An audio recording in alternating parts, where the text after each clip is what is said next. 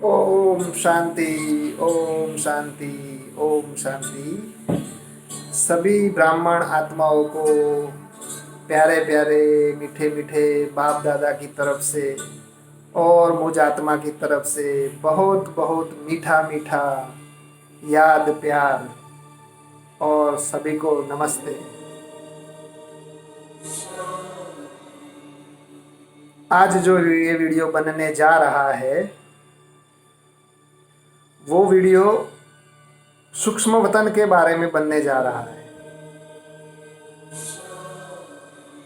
कि सूक्ष्म वतन है कि नहीं है। कई बाबा के बच्चे साकार वाणी पढ़ के ये कहते हैं कि सूक्ष्म वतन नहीं है, क्योंकि एक साकार वाणी में बाबा ने कहा था कि सूक्ष्म वतन नहीं होता। फिर अव्यक्त वाणी में क्लियर किया था। तो हम बाबा के बच्चों को ये कहना चाहते हैं कि जो ये समझते हैं कि सूक्ष्म वतन जैसा कोई चीज़ होता नहीं है, तो उनके लिए ये वाणी है, अव्यक्त वाणी है 2269 2 फरवरी 1969। ठीक है, नोट कर लीजिए। इसमें बाबा ने इसके बारे में क्लियर किया है इस अव्यक्त वाणी में। उसमें लिखा है, हम पढ़ के सुनाते हैं आपको। कई बच्चे मूंझते हैं कि साकार द्वारा तो यह कहा था कि सूक्ष्म वतन है ही नहीं, तो बाबा कहाँ गए। 69 के बाद शरीर छोड़ा, उसके बाद बाबा ने ये वाणी चली है फरवरी महीने में कि बाबा ने तो साकार में ये कहा था कि सूक्ष्म वतन तो है ही नहीं, तो बाबा कहाँ गए, कहाँ से मिलने आते हैं।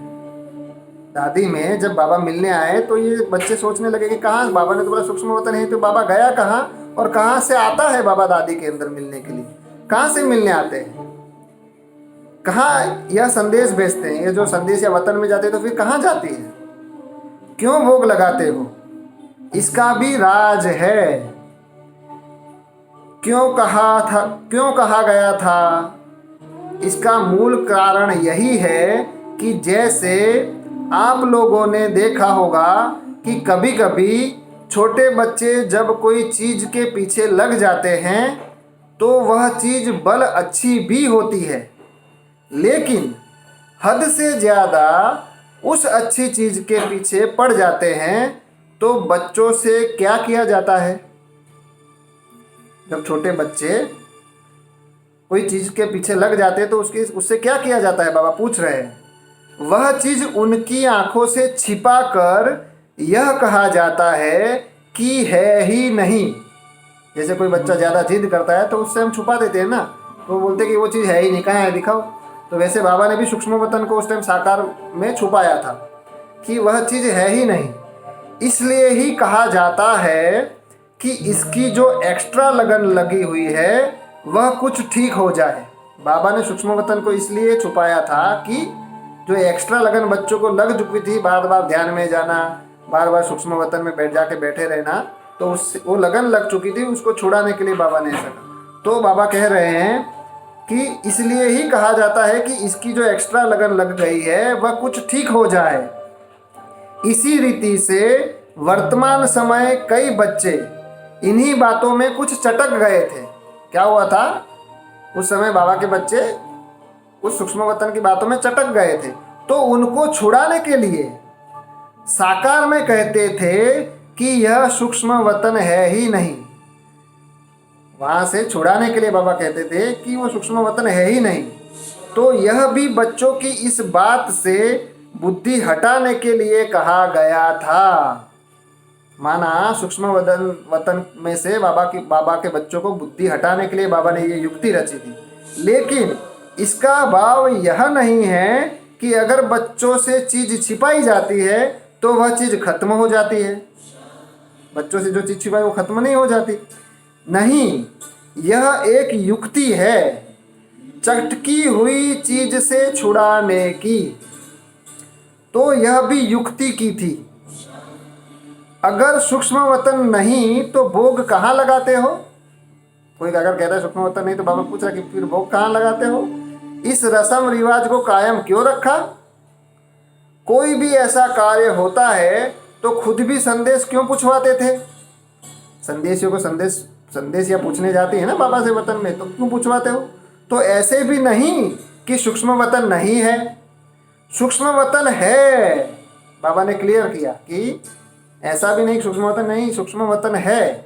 माना कि कोई अगर ऐसा कहता है कि सूक्ष्म वतन जैसी कोई चीज़ नहीं होती, पर सूक्ष्म स्टेज होती है, परम धाम भी नहीं है, परम धाम की स्टेज होती है, तो वो बात आधी सच है। माना कि हम आत्माओं की सूक्ष्म वतन की स्टेज बनती है, परम धाम की भी स्टेज आत्मा की बनती है जीते जी, परंतु उसका मतलब ये नहीं है कि सूक्ष्म वतन है ही नहीं और उस परम धाम भी नहीं है। इस 5 तत्वों की दुनिया से परे जैसे कोई भी चीज जैसे सूक्ष्म होती है, बाद में स्थूल बनती है। जैसे हम कोई चीज बनाते हैं, जैसे हम मान लो कि कारपेंटर है और हम टेबल बना रहे हैं, तो वो टेबल पहले कहाँ बनेगा? सूक्ष्म में बनेगा, अंदर यहाँ बनेगा, बाद में स्थूल में बनेगा। तो कोई भी चीज पहले सूक्ष्म होती है फिर स्थूल होती है। तो जैसे हमारे अंदर सूक्ष्म वतन की अव्यक्त स्टेज बनती है, बाद में उस ऐसा नहीं है कि फिर हम सूक्ष्म वतन नहीं जाते हैं। जब आत्मा शरीर छोड़ती है तो सूक्ष्म वतन में कारोबार चलता है। धर्मराज का पाठ सूक्ष्म वतन से भी चलता है, साकार में तो चलता है, सूक्ष्म वतन से भी चलता है। जो आत्माएं शरीर छोड़कर जाती है, वो वहाँ पे जिनका हिसाब किताब रह जाता है, तो बाबा वहाँ सूक्ष्म वतन में बेहद की टीवी से उनके कर्म को दिखाते हैं, और उस कर्म को हर एक आत्मा को इंडिविजुअल दिखा के उस आत्मा को पछतावे रूपी अग्नि में जलना पड़ता है। माना उनको ये पछतावा होता है कि मेरे को बाबा ने ये बोला था, मैं कर नहीं पाया, बाबा ने मुझे ये इतनी सारी चीज़ें बोली थी पर मैं कर नहीं पाया। तो वो पछतावे रूपी अग्नि में आत्मा बहुत पछताती है, और पछतावे में क्या होता है? विकर्म विनाश होते हैं और आत्मा पवित्र बनती है और फिर अपने परम धाम की ओर प्रस्थान करती है। तो सूक्ष्म वतन का बहुत बड़ा रोल है। पूरा 100 साल संगम युग, जब तक संगम युग है तब तक सूक्ष्म वतन है।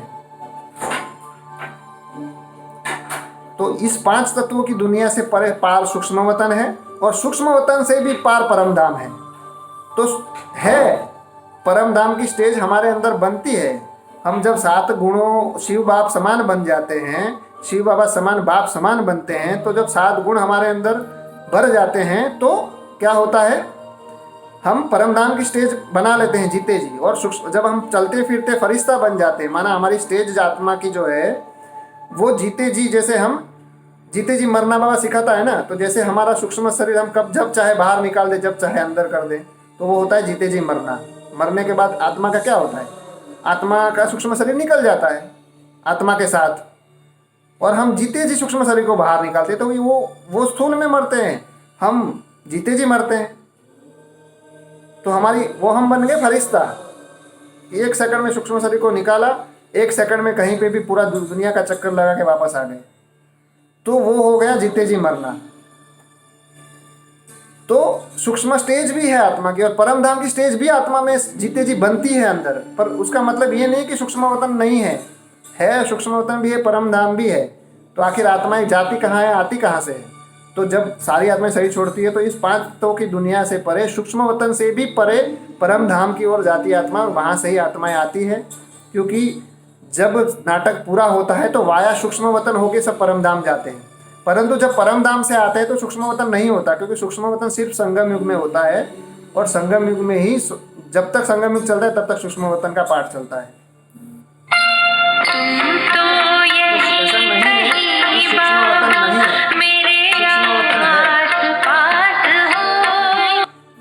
सूक्ष्म वतन है, सूक्ष्म वतन नहीं है ऐसा नहीं है, परम धाम नहीं ऐसा नहीं। कई लोग बच्चे ऐसा भी कहते हैं कि खाली हमारे अंदर ही स्टेज है, परम धाम में हमारे अंदर ही सूक्ष्म वतन है। सही बात है, हमारे अंदर सूक्ष्म स्टेज बनती है, क्योंकि पिंडेषु ब्रह्मांडे ब्रह्मांडेषु पिंडे, समस्त संसार हमारे अंदर सूक्ष्म में है। परंतु स्थूल में, जैसे सूक्ष्म में सूरज चांद सितारे सब कुछ हमारे अंदर सूक्ष्म में है, तो स्थूल में भी तो बाहर है कि नहीं?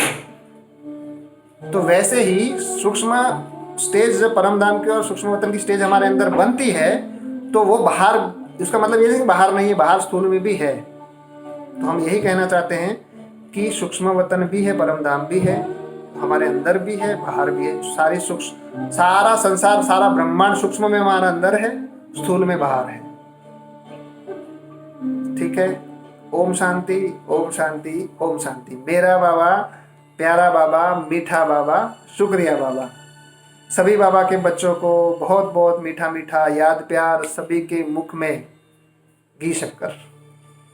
हमारा बाबा बहुत मीठा है, बहुत प्यारा है, और हम सबको एक संदेश देते हैं कि रायपुर छत्तीसगढ़ में हमारे प्यारे प्यारे मीठे मीठे बाप दादा दोनों हाजिर नाजिर है। भाग्य की लकीर की कलम खिंचवाना चाहो तो खिंचवा सकते हो।